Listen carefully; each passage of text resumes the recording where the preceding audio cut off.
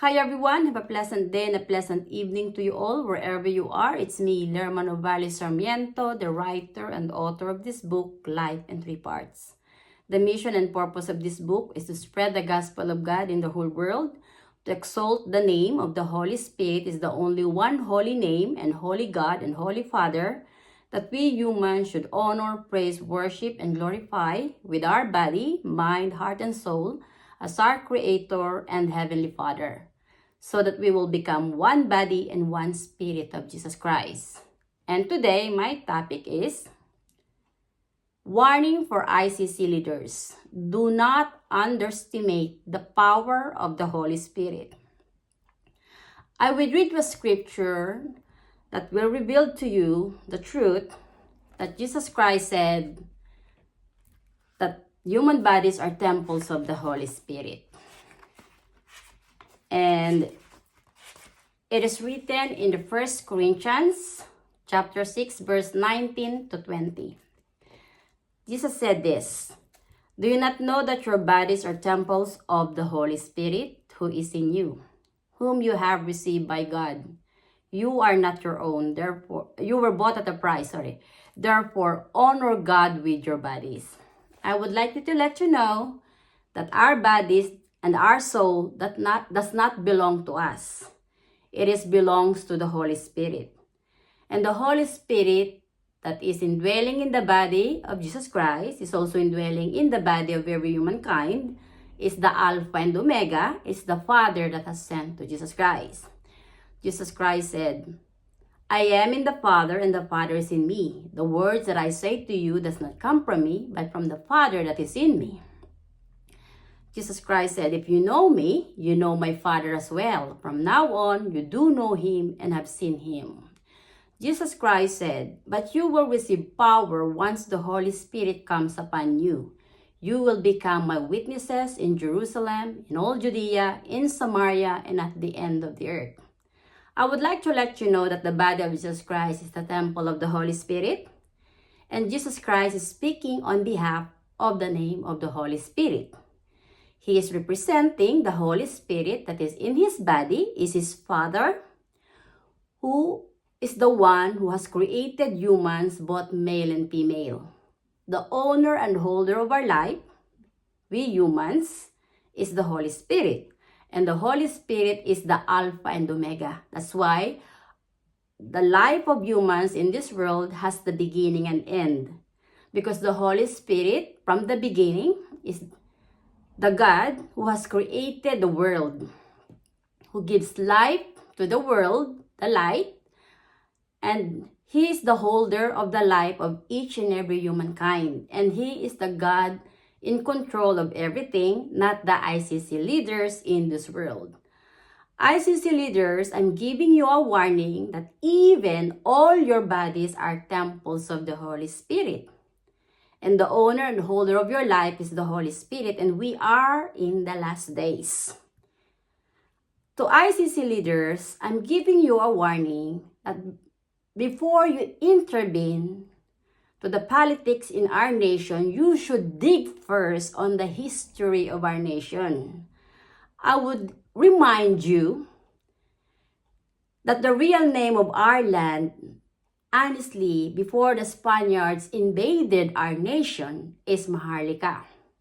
The Holy Spirit that's in me is my master. I am the masterpiece of the Holy Spirit that is born again in the spirit of the Holy Spirit. The Holy Spirit that is in me is my God and Father, who has called me to create this book to exalt his name, is the only one God and Holy Father. And humans should humble themselves to repent and honor the Holy Spirit only, is the only one spiritual Father, so that sins will be forgiven. Honestly, the Roman Catholic religion that has been brought by Ferdinand Magellan since 1521 is the cult of Satan. Because of Ferdinand Magellan, our beloved nation who has been called Maharlika has been erased and being invaded by the Spaniards. And the wicked King Philip II, who is the protector of the Roman Catholic, stole the land into our nation and named it Philippines under by his name. And that is written in the history. To ICC leaders, you listen carefully. If you will intervene in our politics, in the politics in our nation, I'm giving you a warning that the holder of your life is the Holy Spirit. And greater is the Holy Spirit that is in me rather than you all hypocrites. You don't have power over to the Holy Spirit that's in me, and you don't have power over to the Holy Spirit indwelling in the body of former President Rodrigo Roa Duterte. Even the body of former President Rodrigo Roa Duterte, who has been known as, called as Tatay Digong, he is a chosen spiritual warrior that I revealed in this book, Life in 3 Parts. And I will show you that his name is really mentioned into this book. President Rodrigo Roa Duterte. No, President Rodrigo Duterte. Sorry. And to tell you the truth, Juan Ponce Enrile, which is the chief legal counsel of Bongbong Marcos, the advisor of Bongbong Marcos, I expose as well in this book that Juan Ponce Enrile is the beast in our nation. And I will show you his name. That the name of Juan Ponce Enrile is also written in this book. Juan Ponce Enrile. Well, to tell you the truth, the body of Juan Ponce Enrile is also the temple of the Holy Spirit. And the Holy Spirit is the Spirit of truth, the God of mercy, and the God of justice. Knows the heart of each and every humankind. And the Holy Spirit is the holder of the life of Juan Ponce Enrile. The Holy Spirit knows that Juan Ponce Enrile is a Judas Iscariot who betrayed late President Ferdinand E. Marcos in 1986. Juan Ponce Enrile is a circle of friend of George Soros. And I know ICC leaders, you all bunch of hypocrites. Your group, ICC, is connected to Open Society Foundation. The Holy Spirit showed me the truth. And my mission is to tell the truth. Juan Ponce Enrile is the devil in our nation who pretended he is the good guy. But he cannot mock the Holy Spirit because the owner of the life of Juan Ponce Enrile is the Holy Spirit, not himself. Well, Tatay Digong once mentioned that his God is full of common sense. And the God of the priests are stupid and don't have common sense. Well, to tell you the truth, ICC leaders, you listen carefully. The Roman Catholic leaders has been brought by the Spaniards. Their doctrine did not come from the Holy Spirit that's dwelling in the body of Jesus Christ. In the Bible, you cannot see that Jesus Christ mentioned Holy Catholic Church. There's no Holy Catholic Church in the Bible. There's no rosary. And Jesus Christ, if you're gonna read the Bible carefully, and if you really receive the Holy Spirit with Jesus Christ, you will know that Jesus Christ did not say Mary is the mother of God, but instead, Jesus Christ called Mary woman because Mary is not greater than the Holy Spirit that's with Jesus Christ. The Holy Spirit that has overshadowed to Virgin Mary is the Father of Jesus Christ. And even the body of Virgin Mary is a temple of the Holy Spirit. And the holder of the life of Virgin Mary is the Holy Spirit. So Mary is not the mother of God. She is not greater than Jesus Christ, and she is not greater than the Holy Spirit that's with Jesus Christ. Mary was being chosen by the Holy Spirit from this world to become the mother so that Jesus Christ will be born in the flesh from the womb of Virgin Mary. But Mary is not mother of God. She's not greater than the Holy Spirit. She's only human. The Holy Spirit is the omnipotent, omnipresent, omniscient living God. is the eternal, spiritual living Father that holds the life of every humankind. And you all, hypocrites, ICC leaders, I'm telling you the truth that the holder of your life is the Holy Spirit. So stop being hypocrites and don't tell us what is right and what is wrong and who is the good and the bad one, because the Holy Spirit knows the heart of each and every humankind. The Holy Spirit knows that the Roman Catholic religion that's being brought by Ferdinand Magellan in 1521 is the cult of Satan, who is misleading people to turn against the Holy Spirit, give praising to the carved images, that is unforgivable sin to the Holy Spirit. We are in the last days. And our nation is the chosen land of God, of the Holy Spirit. Tatay Digong wants to return the name Maharlika so that our land will be free from the darkness of the wicked nations who invaded our nation. Well, honestly, all these priests of the Roman Catholic that is trying to interfere in the politics in the Philippines, they are minions of Satan. They are not greater than the Holy Spirit. These priests are all false prophets that pretend that they are servants of God. But the Holy Spirit knows the truth, that these priests are not with Him. They are not honoring the Holy Spirit, their God and spiritual Father, but instead the priests idolize themselves to be called Father. Jesus Christ said, "Do not call anyone Father here on earth, for there is only one Father, and He is in heaven." Well, to tell you the truth, Jesus Christ is saying, do not call anyone spiritual father here on earth, for there is only one spiritual Father, and He is in heaven. Well, to tell you the truth, the Father of my soul is the Holy Spirit that is in me, not the Pope of the Roman Catholic, not the priest of the Roman Catholic. Honestly, this year, 2025, that Pope named Francis, that will be the last Pope. And the Roman Catholic religion that has been brought by Ferdinand Magellan in our nation, that will collapse. With the power of the Holy Spirit, all people will be enlightened and empowered by the Holy Spirit to destroy that religion that has been brought by Ferdinand Magellan. And all the wicked leaders like Juan Ponce Enrile, Bongbong Marcos, Chis Escudero, all the Dilawans, Leila de Lima, all your bodies are temples of the Holy Spirit, and you cannot hide the truth with the Holy Spirit is indwelling in your body. Because your body is a temple of the Holy Spirit, and the Holy Spirit is the God that's giving life to us humans.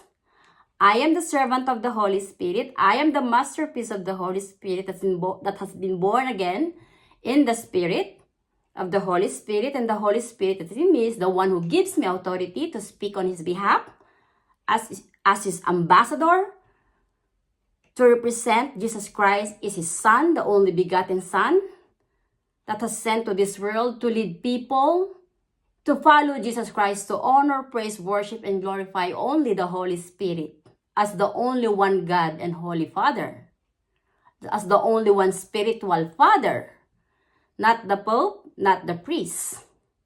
Well, honestly, if you will know Jesus Christ by heart, you will know the Father of Jesus Christ is the Holy Spirit that is always with Jesus Christ. Honestly, Jesus Christ is alive, and He is Spirit now. And if you believe in Jesus Christ, you believe in the Holy Spirit that is with Jesus Christ. And the Holy Spirit is the one who gives me the authority and say to me, "Do not fear, for I am with you always. I will never leave you nor forsake you." I'm giving you the authority to trample on the heads of the vipers and scorpions, and you will not be harmed. Because I am your God that holds your life. I am your God that will protect you. I am your God that will give vengeance to destroy all your enemies. Well, to tell you the truth, we are in the last days. The Pope of the Roman Catholic is not holy. He is the beast that pretends he is the Holy Father. But even his body is a temple of the Holy Spirit. And the holder of the life of that imbecile, that impostor, that fake Holy Father, is the Holy Spirit as well. And you cannot hide the truth with the Holy Spirit because He is the creator of heaven and earth. He is the creator of our body and soul. Our body and soul belongs to Him. And Jesus Christ said, do not fear who has the power to kill your body, but don't have power to kill your soul. Rather be afraid to the one who has the power to kill both your body and soul, who has the power to throw your soul in hell. Well, to tell you the truth, the unforgivable sin is blasphemy against the Holy Spirit. And God forbid not to praise to the carved images. And He said, do not make idols. Do not make statue that you will praise into your land. Well, honestly, Ferdinand Magellan brought the religion of the Roman Catholic in our land. And because of him, the Spaniards invaded our beloved nation, which is the chosen land of the Holy Spirit. Now the Holy Spirit that is in me is the one who has called me to stand, to fight for what is right and just. And the Holy Spirit is the Spirit of truth, is the God of judge, who will judge all the souls of all humans. ICC leaders, I'm telling you the truth. You cannot defeat the Holy Spirit, who is the owner and holder of your life. So back off, ICC. You don't have power over to us. It's better you get behind and tell the truth. Who is the one who contacted you to abduct former President Rodrigo Roa Duterte? Or else you will reap what you sow. The Holy Spirit will crush all your heads on the ground and you will all perish. I'm telling you the truth. The Holy Spirit that is with Jesus Christ, who is also in me, who is also indwelling in the body of Tatay Digong, is the Almighty God, the Alpha and Omega. And you all hypocrites, the Roman Catholic leaders, Juan Ponce Enrile, Fidel Valdez Ramos, Bongbong Marcos, Leila de Lima, Trillanes, Risa Hontiveros, putang ina ninyong lahat, mga demonyo kayo, tatandaan yung mga ulupong. Templo ng Espiritu Santo ang ating katawan. Ang Espiritu Santo ang umiiral na hindi natin nakikita ng mata, ay ang siyang gumigising sa atin sa araw-araw na nagbibigay ng buhay sa atin, ay ang Diyos na lumalang sa ating mga tao.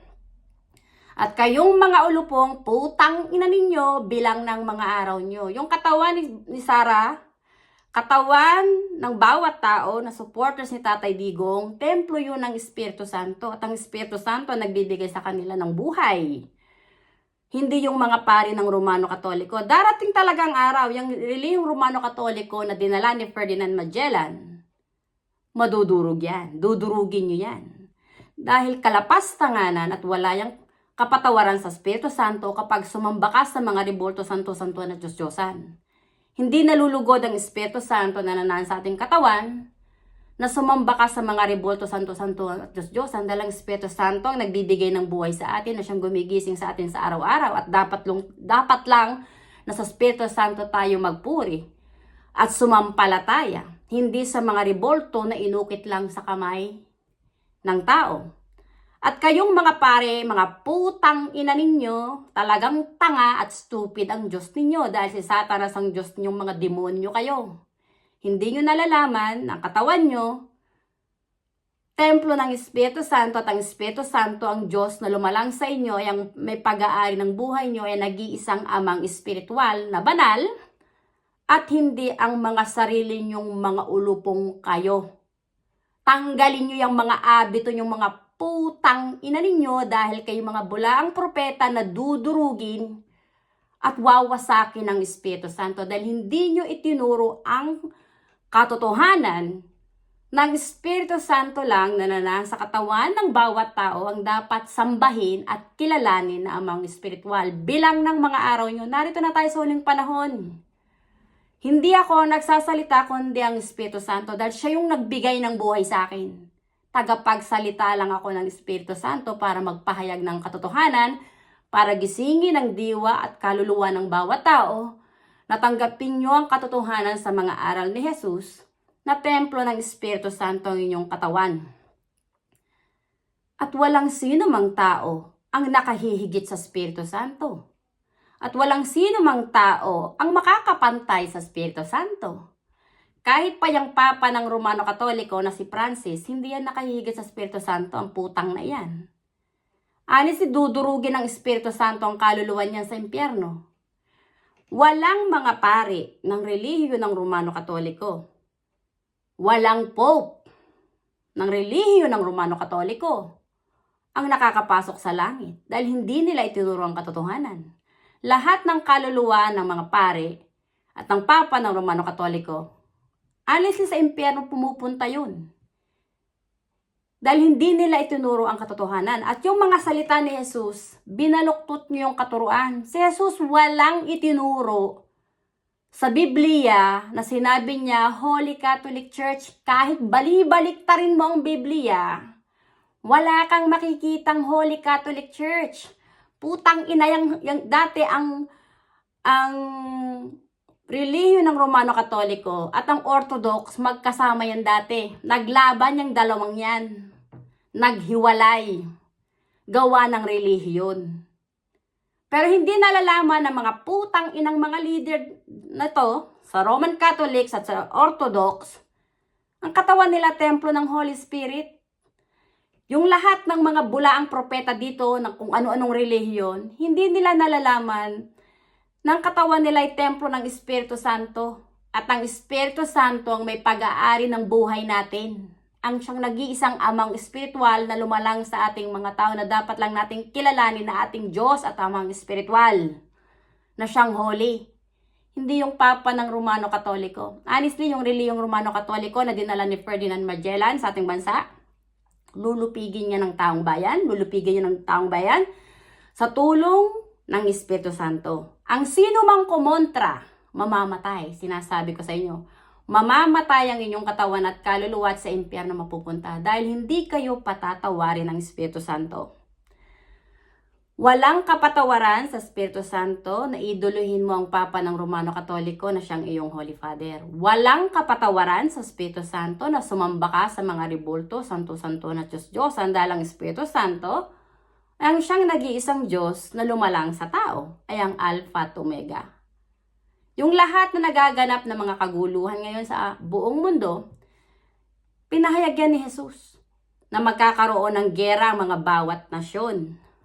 Sinabi niya sa huling panahon, ito yung magaganap. Magkakaroon ng gera ang mga bawat nasyon. Magkakaroon ng labanan ng bawat kaharian. Honestly, yung bawat kaharian na sinasabi nila ni Jesus, kaharian ni Satanas at kaharian ng Diyos Ama, ng Espiritu Santo. Maglalaban ang dalawang espiritu, ang espiritong masasama at ang espiritong mabubuti. Yung mabubuting espiritu, yun yung nasa panig ng Espiritu Santo na naglalakbay sa espiritu at katotohanan. At yung mga espiritong masasama, iyan yung mga traidor, mga Judas, na silang mga salot na nagmamataas at nagmamayabang sa Espiritu Santo. Si Juan Ponce Enrile, honestly, pag namatay ang putang inang matanda na yan, susunod lang yan kay Boy Benta. Sa impyerno maglalangoy ang kaluluwa niyan. Sa dami ng ginawang kasalanan ng putang inang si Juan Ponce Enrile, tambak-tambak ang kasalanan niya sa Espiritu Santo. At hindi niya kayang linlangin ng Espiritu Santo dahil ang Espiritu Santo may pag-aari ng buhay ni Juan Ponce Enrile. At ang Espiritu Santo, ang Espiritu ng katotohanan, ay ang Espiritu ng buhay at ang Espiritu ng liwanag. Si Juan Ponce Enrile, ang puso niya ay nasa panig ng Judas at demonyong si Satanas na naghahasik ng kaguluhan. Si Juan Ponce Enrile ay ahas, magnanakaw, traidor, at salot sa ating gobyerno. Siya yung nagpabagsak sa rehimen ni dating late President Ferdinand Marcos. Nasasadyan sa kasaysayan.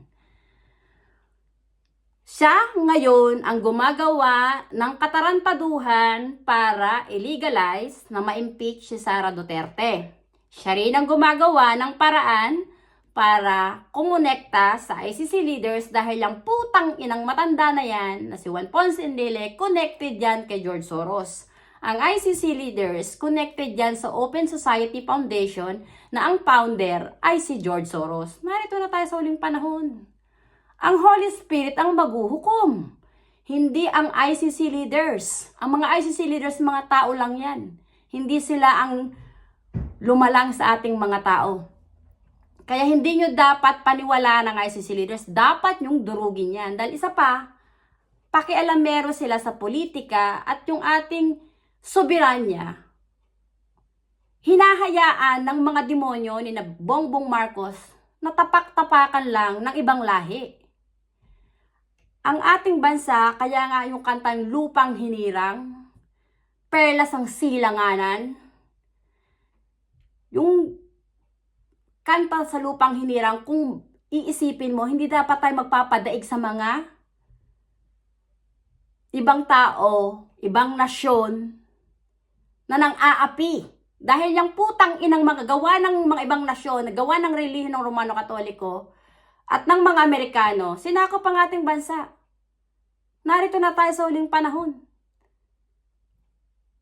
Ang Amerika, honestly, gugunawin niya ng Espiritu Santo. Madudurog yan. Ang relihiyon ng Romano Katoliko, na dinala ni Ferdinand Magellan, madudurog yan, magkukulaps yan.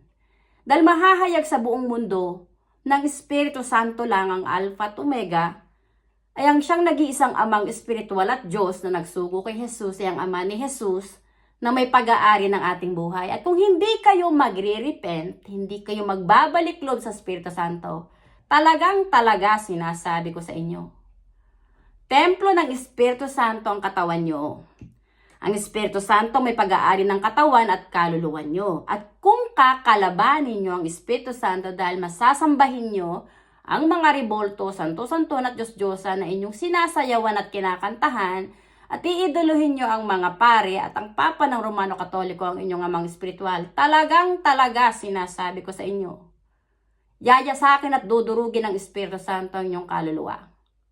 Walang puwang ang kaluluwa ng mga suwail, ng mga bulaang propeta na nagmamataas at nagmamayabang sa Espiritu Santo. Mamamatay kayong lahat ng mga ulupong.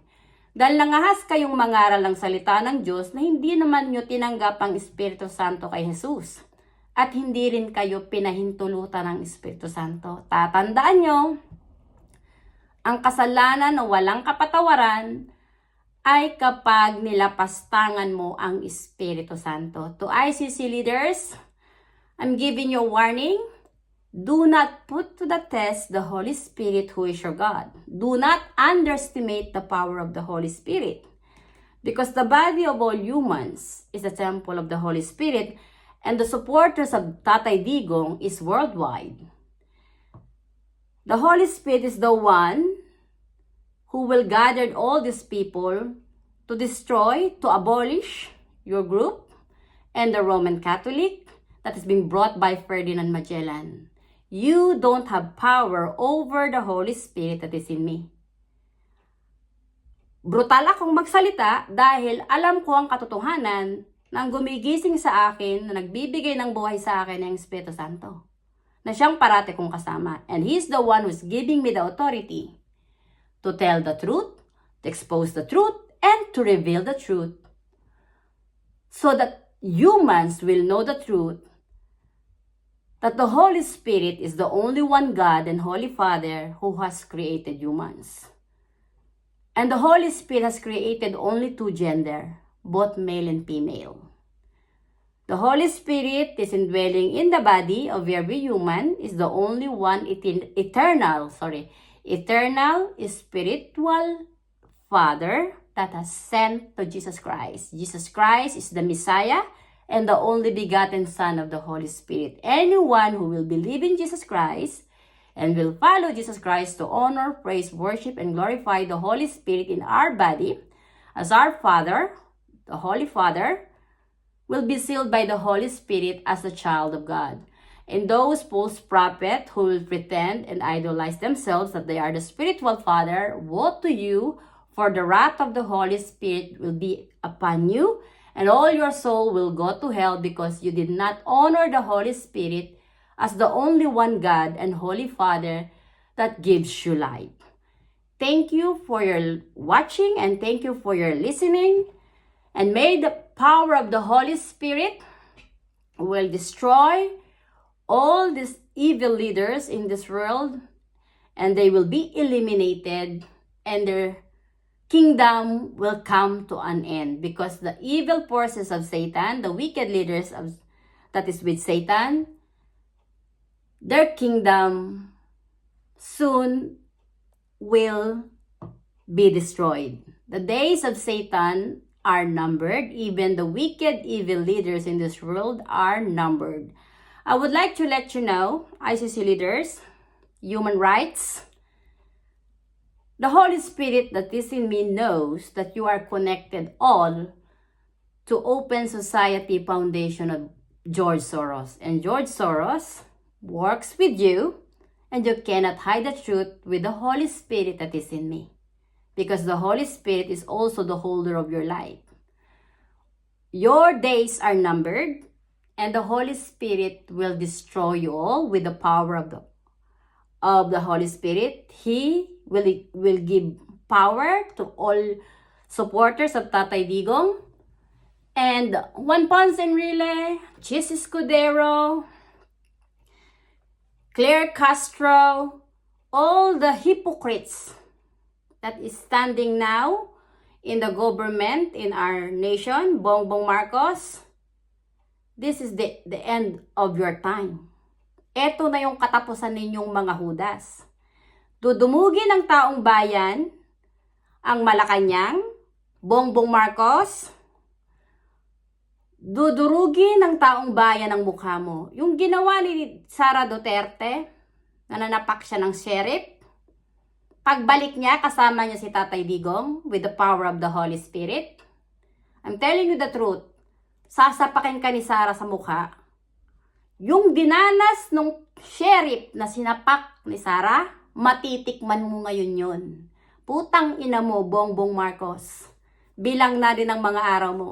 Ang Espiritu Santo ang may pag-aari ng buhay mong demonyo ka, at hindi mo kayang linlangin ng Espiritu Santo na siyang may pag-aari ng iyong buhay. Tapos ka na. Tapos na yung mga araw mo.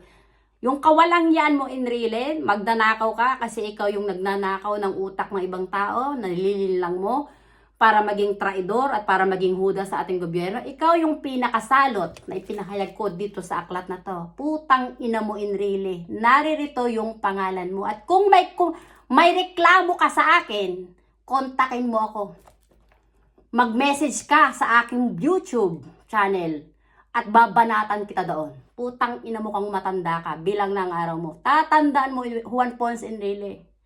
Ang katawan mo at katawan ko, templo ng Espiritu Santo. At alam ng Espiritu Santo kung sino sa ating dalawa ang may puso ng sa demonyo na siyang salot. Alam ng Espiritu Santo na ako, ipinakikilala ko siya na siya lang ang dapat sambahin. Ikaw na putang ina mo, ang sinasamba mo ay yung mga pare. Dahil yung asawa mong impacta na si Cristina, Espanyol yun, na siyang nagdala ng relihiyon ng Romano Katoliko sa ating bansa, yung lahi noon. Putang ina mo, Enrile. Mamamatay ka dahil sa mga kasalanan mong ginawa sa Espiritu Santo. Hindi ka patatawarin ng Espiritu Santo. At yung kaluluwa mo, hindi makakapasok sa langit. Tayong lahat binigyan lang ng Espiritu Santo ng pansamantalang buhay. At alam ng Espiritu Santo kung sino yung kanyang mga tupa na nakikinig sa kanyang mga salita na nagsasagawa nito, na ipinapahayag na siya lang ang dapat kilalanin na amang espiritual. Yung mga pare, mga bulaang propeta kayong lahat, mga nagsuot lang kayo ng abitong puti, putang ina ninyo, sa relihiyon na Romano Katoliko, ang daming lumalabas na baho, ang daming mga pare, mga pedophilia at rapists. Putang ina ninyo. Yung mga nire-rape yung mga bata o yung mga madre, Ang katawan nila ay templo ng Espiritu Santo at ang Espiritu Santo ang una niyong ginawa ng kawalangyaan dahil binaboy niyo sa kamunduhan at kalaswaan ang sagradong tahanan ng Espiritu Santo dahil uhaw at gutom kayo. Sa kamunduhan at kalaswaan, hindi niyo kayang linlangin at talunan ng Espiritu Santo na siyang Diyos na may pag-aari ng buhay niyo. Putang ina ninyo, madudurog kayong lahat ng mga ulupong at alakdan. Wawasakin na kayo ng taong bayan. Yang relihiyon ng Romano Katoliko na dinala ni Ferdinand Magellan ay madudurog na. We are in the last days. The Holy Spirit is the only one God and Holy Father that's giving life to us humans is here in our world because He is the one who is holding our life, is the Alpha and Omega. Maraming salamat sa inyong pakikinig at hanggang sa muli. Bye! Thank you!